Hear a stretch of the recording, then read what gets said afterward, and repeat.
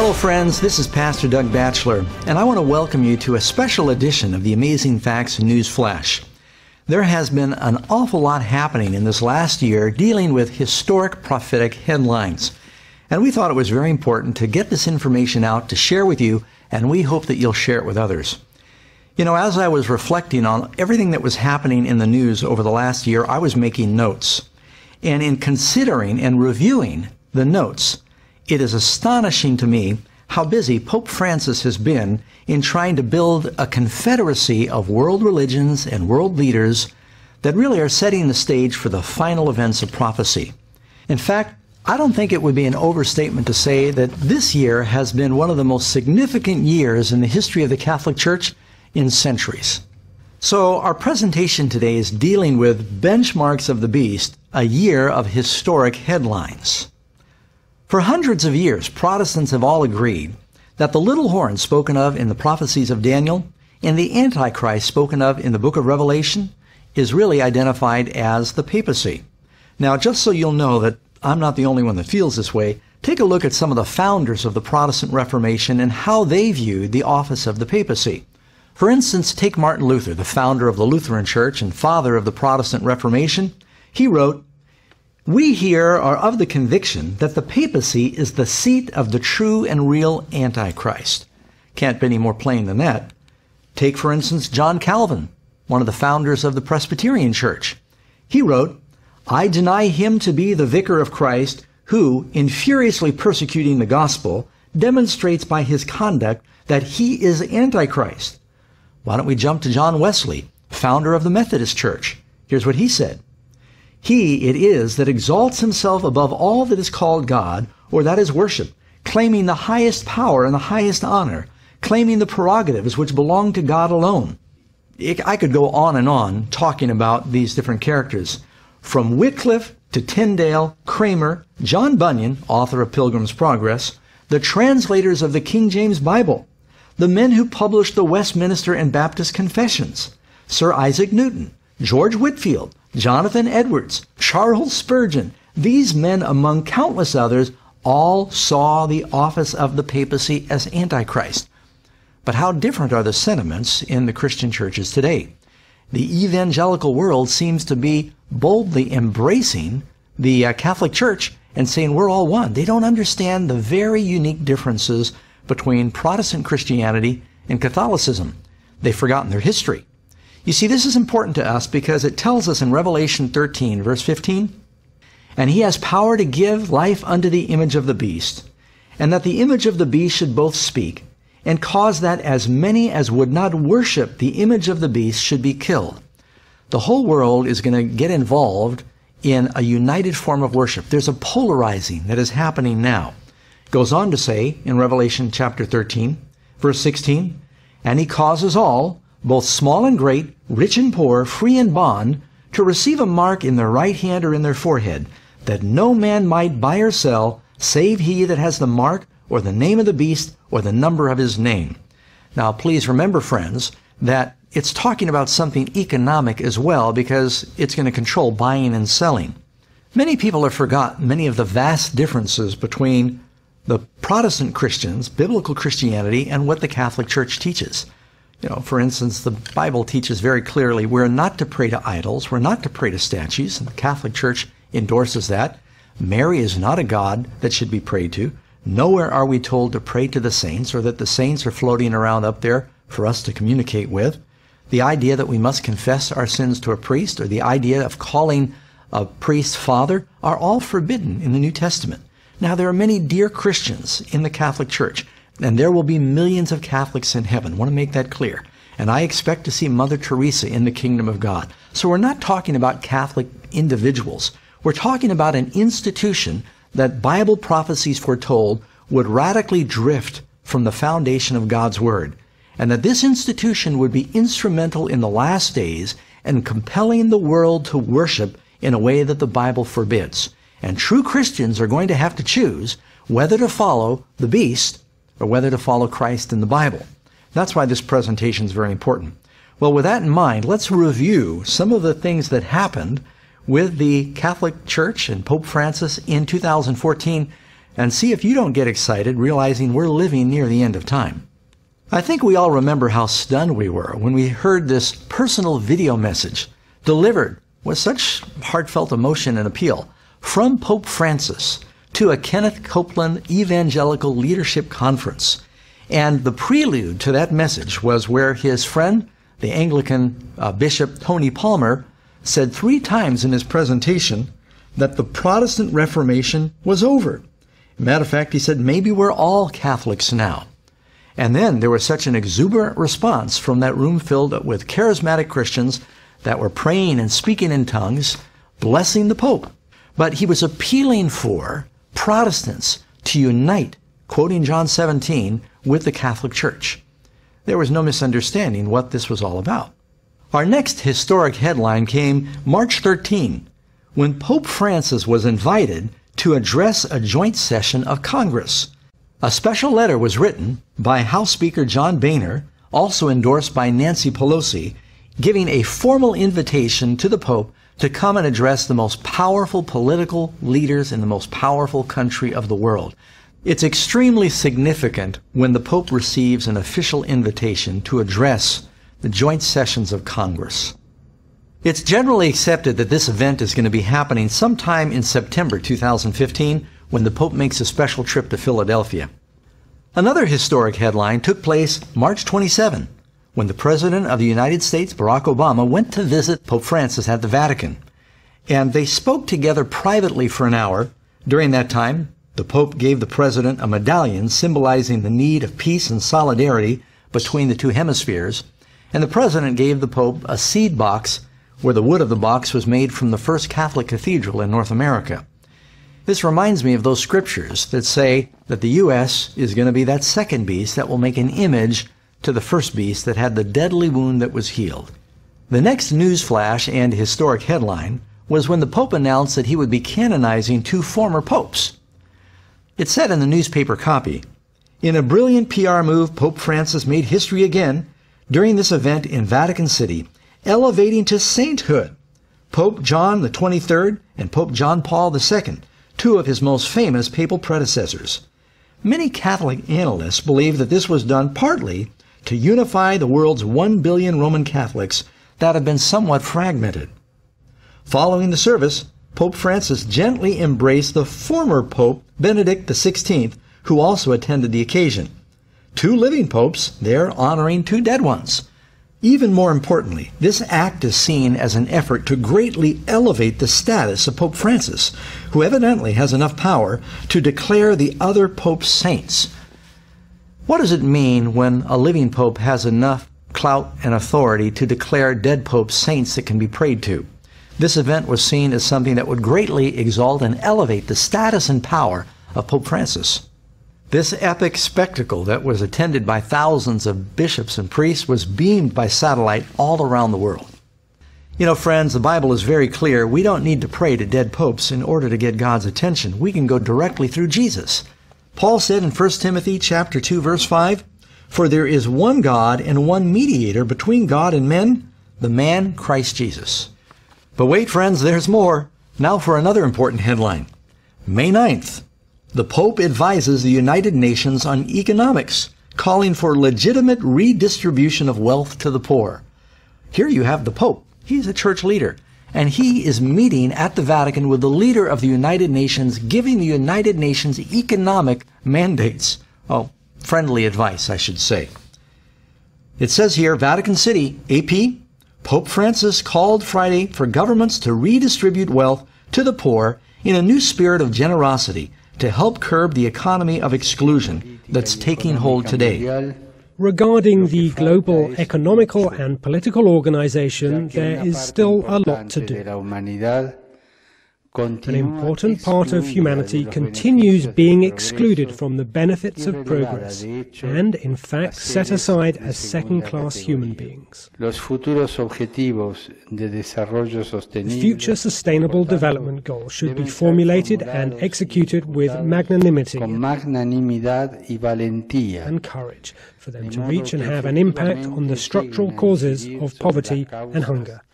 Francis made the appeal during a speech to UN Secretary General Ban Ki-moon and the heads of major UN agencies who are meeting in Rome this week.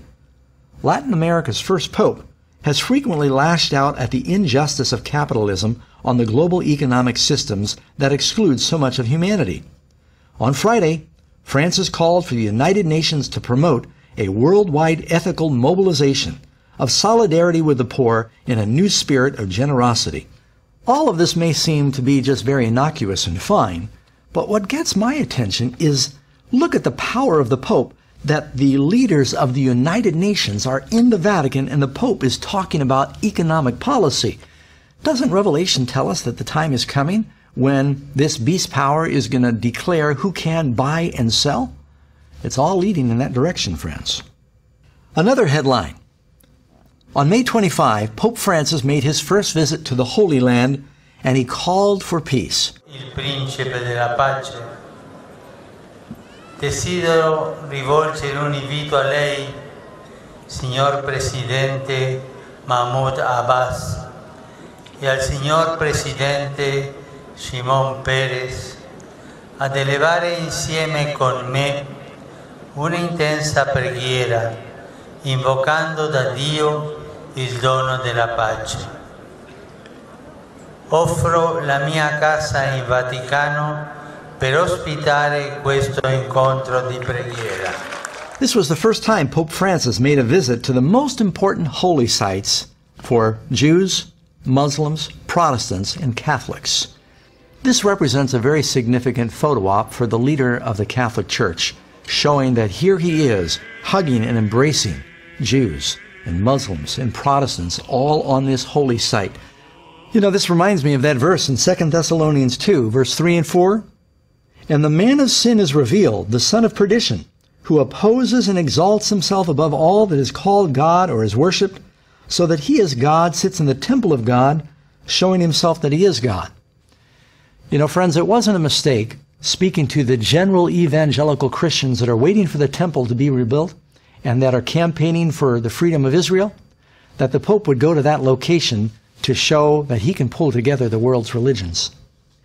Reminds me of that passage there in Thessalonians that talks about he sits in the temple of God showing himself that he is God in the context of a religious leader. I don't think any of us can miss that the Pope is framing himself as the spiritual leader for the religions of the world. You can see this is a picture that really says it all, friends. Here you have the Pope standing by the Wailing Wall, this holy site, and he's flanked by Muslims, Orthodox, and regular Jews. Let's not misunderstand the significance of what happens when the Pope comes to the convergent point of the religions of the world, the Middle East, and he embraces the Muslims and the Jews and the Christians and places himself in the middle of it all. Our next historic headline took place June 1st, when the Pope attended a charismatic convocation for the first time. It says it right here in the copy. Pope Francis speaks to almost 53,000 charismatics gathered in the Olympic Stadium in Rome for the 37th National Convention for the Renewal of the Spirit Conference. As the Pope knelt there, right on the ground, they all prayed over the Pope in tongues, reminding us of that other video we saw when Kenneth Copeland in the leadership conference, they all prayed in tongues over the Pope. Almost seems like the Pope now, that the Catholic Church is endorsing this doctrine of speaking in tongues. In fact, it said here in the newspaper report that during the event, the Pope acknowledged he had once been uncomfortable with the charismatic movement, but he said he is evidently feeling much better now. In fact, the Vatican declared this is the first time in history in which a Pope has visited an international charismatic renewal convocation. And we have another historic headline. Joel Osteen observed Francis in action when the Pope met with those 53,000 charismatic Roman Catholics during the worship service at Rome's Olympic Stadium. Friends, this I thought was something. When Joel Osteen said Friday, it was a great honor to represent the pastors of America in meeting with the pontiff, who he described as a warm and personable person full of joy. And he represents a church, one of the largest Protestant churches in North America, but he doesn't represent me, and he doesn't represent a lot of other Protestant pastors in North America. What do you make of it? I think the Pope is fantastic. You know, I just think his tone, his humility, his, you know, I loved when he said the other day, you know, and it's our view too. We're not trying to, you know, make this a little bitty narrow thing. Anybody's welcome. We may not agree 100% on doctrine and theology, but you know what? The church, Catholic Church, our church, it's open for everybody, so I like his tone. I think those are some fascinating comments from Pastor Osteen, who's such a widely respected figure in North America. Pope Francis invited these Protestant leaders to the Vatican, including members of the Latter-day Saints, to discuss the question, can we find common ground in order to advance the life and ministry of Jesus so people can experience the joy of the Christian faith? All sounds so beautiful, friends, but it's all leading towards a dangerous kind of unity. The next historic headline took place on June 8th, when the Pope inserts himself in the Middle East peace process. Of course, earlier this year, there was terrible war going on between Palestine and Israel, bombs flying back and forth. And so it was very important that there were peace talks. And during the Pope's first visit to the Middle East, that's when he talked to the president of Palestine and the president of Israel, Shimon Peres. He invited them to the Vatican, where he said, come to our headquarters. We'll pray for peace there. We'll talk about peace there. Another thing I thought was very interesting is during this meeting in the Vatican, for the first time, the Quran was read and Muslim prayers were offered here in their holiest place. And it's amazing. You'll see later in the presentation how the Pope is being turned to negotiate peace. You know, these peace talks remind me of a passage in the Bible where Paul says in 1 Thessalonians chapter 5, verses 1 through 4, he's talking about the second coming. But concerning the times and the seasons, brethren, you have no need that I should write to you, for you yourselves know perfectly that the day of the Lord will so come as a thief in the night.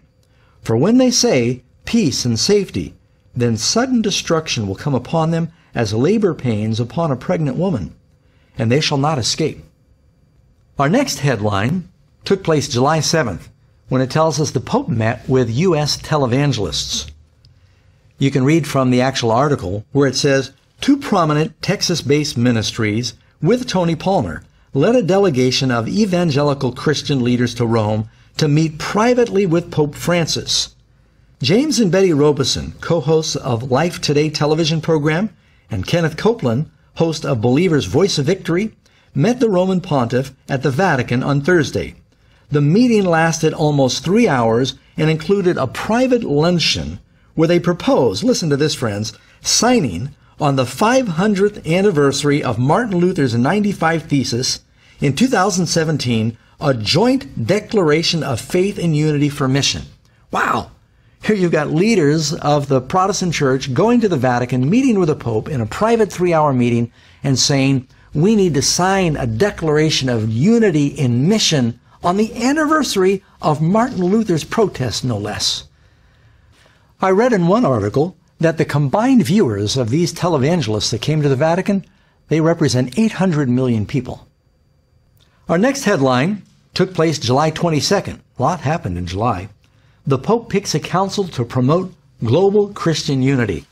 There you have it, friends. That's a slam dunk headline. If you're wondering what the intentions of the Pope are, he wants this Christian unity. He wants to have all the religions of the world, as well as the Christians of the world, to unite and recognize the Pope as the central figure, the leader, and he's achieving his goal. This was a very significant event that escaped most headlines when Pope Francis named an international list of 8 individuals to serve on an elite council to promote Christian unity worldwide. The search for full Christian unity remains a priority for the Catholic Church, and it is one of the Pope's principal daily concerns. That was the message that Pope Francis shared on Thursday with members of the Pontifical Council of Promoting Christian Unity, who are taking part in a plenary session in the Vatican this week. That document marked the start of a new era in the Catholic Church's relations with Christians of all different denominations. Some of you remember those passages in the Bible that talk about the healing of the wound? Notice the wording of this statement. Earlier hostility and indifference that caused such deep wounds between Christians, the Pope said, has given way to a process of healing that allows us to welcome others as brothers and sisters united in our common baptism. Another headline I thought should include, perhaps not historic, but significant nonetheless, August 22nd, the Pope approves the use of military force. Here's how that was reported. During a news conference aboard a plane on his way home from Seoul, Korea, on Monday, Francis was asked explicitly, "Do you approve of the Americans' bombing?" Talking about the bombing of ISIS. Pope Francis responded, "Che è lecito fermare l'aggressore ingiusto." Now, this was not really a new position for the Pope. The Vatican, of course, has launched many crusades and endorsed a lot of military action throughout history. But I thought it was important to understand, where does Pope Francis stand on these issues? Our next historic headline, September 4, Pope asked to head United Religions Organization. Former Israeli President Shimon Peres elevated the Catholic leader as a central figure for world peace. Traditionally, Jewish leaders have felt the papacy has been compliant with anti-Semitic movements. Shimon Peres called the Pope a more powerful peace advocate than the United Nations. Then, as if that wasn't enough, it tells us that U.S. Deputy Assistant Secretary of State, Jerry White, he called for a global covenant of religions with the Pope as the head. So what would a global covenant or agreement look like to renounce violence in the name of religion, in the name of God? What type of parchment is needed for such a thing? What type of gathering to take the fullness of Sant'Egidio's work as well and go even higher with the invitations of the Vatican and Pope Francis? Everybody's turning to the Pope. You know, one other thing that happened is Fox commentator Judge Jeanine, she said the Pope is the one that ought to lead out in solving the problem of the war in the Middle East. Tonight, Christians in the Middle East marked for death because of their faith, and no one is fighting for them. As Christians are slaughtered, churches torched, and families forced from their homeland, the mass murder of Christians is underway. So who should be defending Christians? Who? The leader of the Catholic Church, the Pope, the man who shepherds the faithful. That's pretty significant coming from Judge Jeanine, who is a very popular commentator on Fox News. Next historic headline we go to October 27. Pope declares faith in the Big Bang and evolution. Well, this really isn't a historic headline because the Catholic Church has said for a long time that they believed in evolution and in the potential of the Big Bang theory. But it tells us where Pope Francis stands.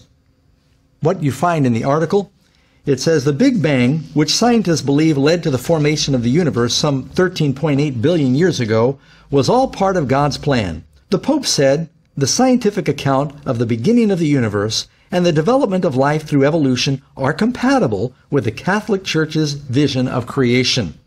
Of course, friends, if evolution is true, then you can't take the Genesis account of creation as being literally true. But Jesus said they are. You see, Christ said, if you don't believe Moses, you don't believe me. Now we have another historic headline. The following month, November 18, Pastor Rick Warren meets with the Pope at the Vatican, and he's invited to speak at the Vatican. Rick Warren, leading American Protestant minister, after meeting with Pope Francis, said, "Up close you can feel the humanity and the compassion that others see from afar." Warren went on to say, as long as Catholics and Protestants love Jesus, we're all on the same team. Well, friends, I tell you, that kind of troubles me because I think there are deep, vast differences between what Protestants believe and what Catholics believe. And all of this love language is really, it's being used to build a false unity that's going to work against us in the last days. Participants at the conference, that included Southern Baptists as well as Muslims, Jewish, and Latter-day Saint representatives, considered topics such as traditional marriage, cohabitation, and same-sex marriage. You can see the unity is all being based upon things that are very important to these various religions, but that unity is going to end up backfiring.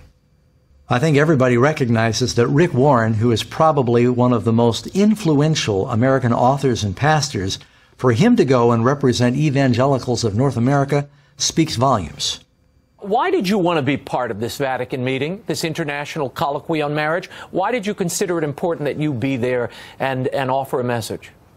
Well, when the Pope invites you, you go. Rick Warren goes on to say, as long as Catholics and Protestants love Jesus, we're really all just on the same team. On to the next historic headline. Newsflash, November 30. Pope calls for all Christians to unite. Well, he's not beating around the bush.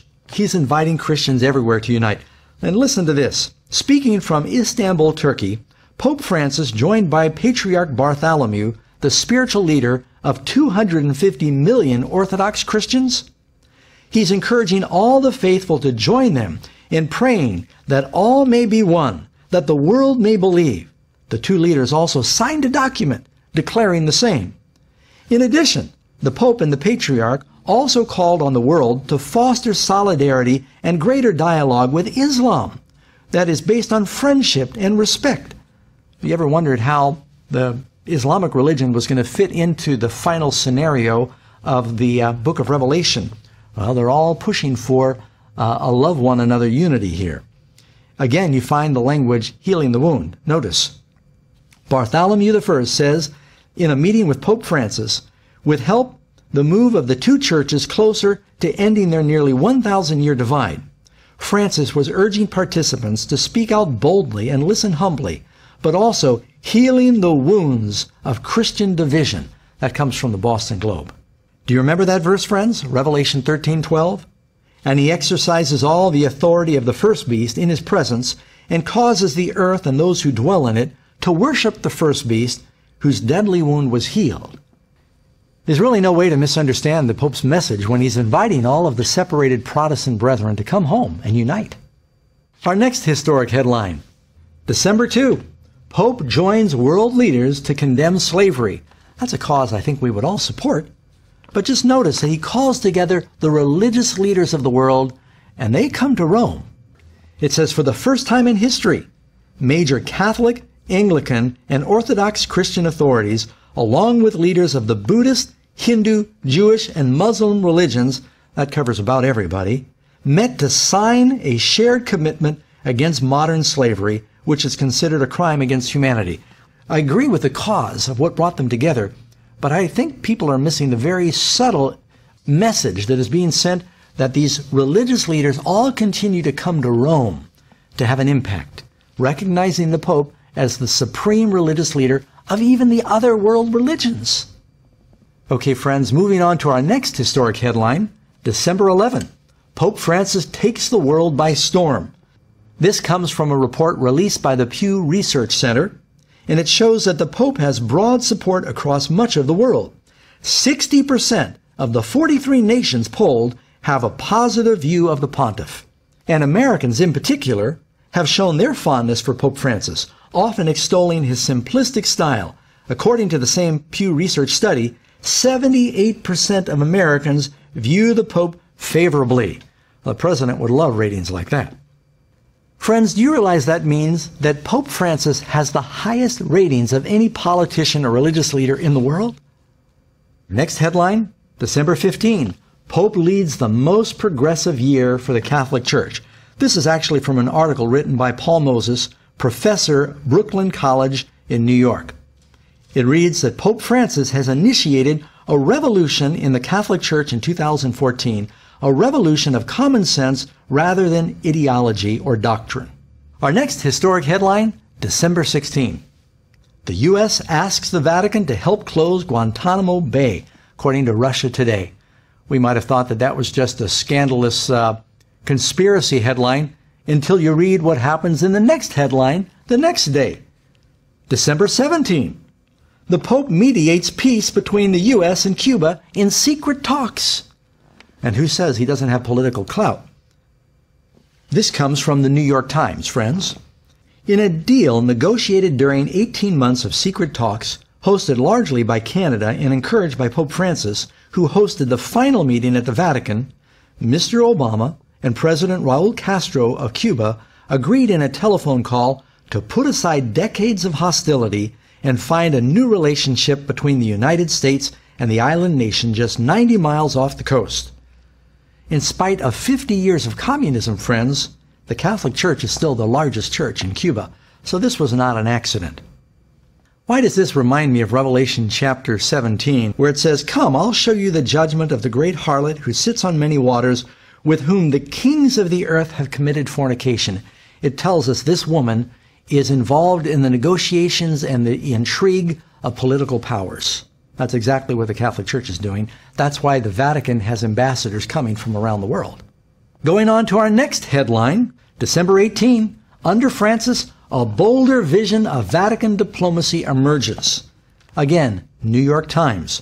Perhaps the timing was purely coincidental, but a day after he was credited with helping to broker the historic diplomacy breakthrough between Cuba and the United States, Pope Francis began his Thursday morning by greeting a new crop of envoys to the Vatican and offering some advice. Quote, "The work of ambassador lies in small steps, small things, but they always end in making peace, bringing closer to the hearts of the people, sowing brotherhood among the people." He said, "This is your job, with little things, with tiny things."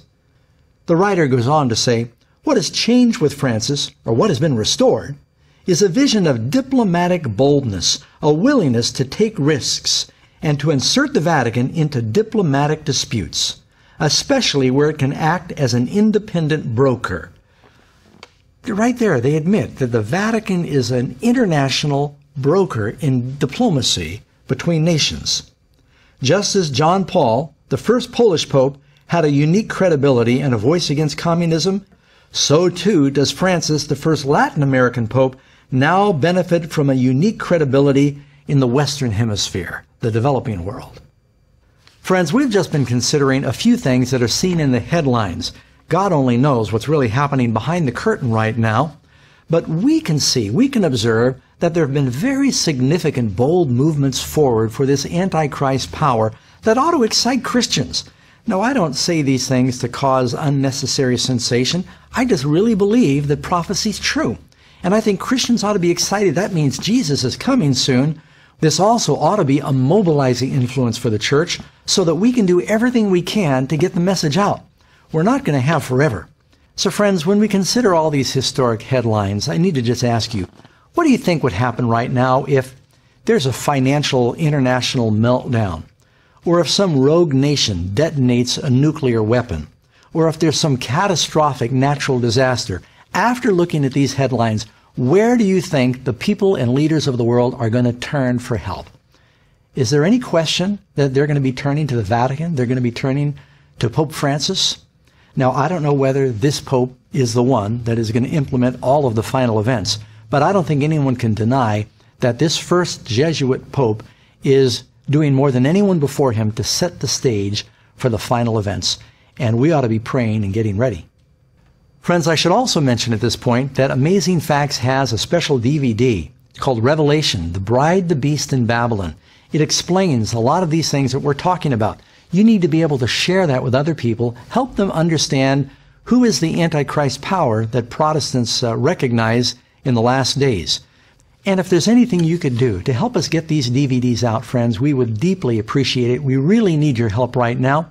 We're developing a new study lesson that goes along with our Revelation DVD, and we're trying to create a version that'll make it easy to mass mail this product all over communities and get it around the world, to translate it into other languages. Time is running out. People need to know the truth. God bless you. Let's all pray together. We can be ready for that day when Jesus comes very soon.